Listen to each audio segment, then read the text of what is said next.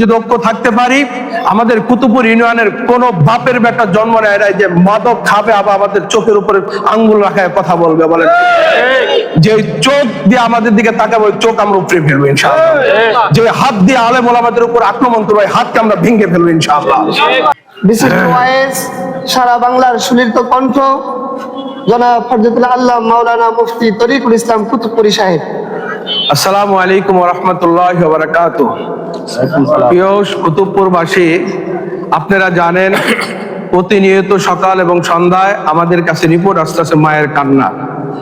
মা আমাদের কাছে বারবার আসতেছে, আমার ছেলেটা নষ্ট হয়ে যাচ্ছে, আমার ছেলেটা ঘর বাড়ি ভেঙে ফেলছে, আমার ছেলেটা আমার বউকে পিটাচ্ছে, খানা পিনা দিচ্ছে না, টাকা জোয়া এবং মাদকের জন্য টাকা না দিলে তার মাথা ঠিক থাকে না।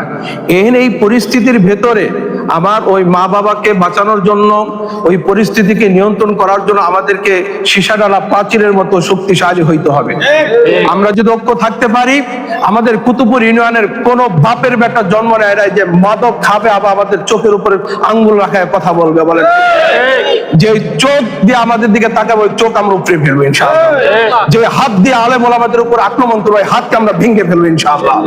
আমাদের এমপি সাহেব বলেছেন, জাল দিয়া যেমনি ভাবে মাছগুলাকে নদী থেকে উঠানো হবে ইনশাআল্লাহ, এমপি সাহেবের নেতৃত্বে পুলিশের সাথে আমরা আমাদের সমাজ কল্যাণ 11 দলীয় ঐক্য জোড়ে এই নেতৃবৃন্দুর সাথে থাইকা পুরো শিবচর থেকে মাদকদেরকে এইভাবে আমরা উঠিয়ে ফেলবো ইনশাআল্লাহ। আল্লাহ তাআলা আমাদেরকে এক এবং নেক হয়ে থাকবার তৌফিক দান করুন। সম্মানিত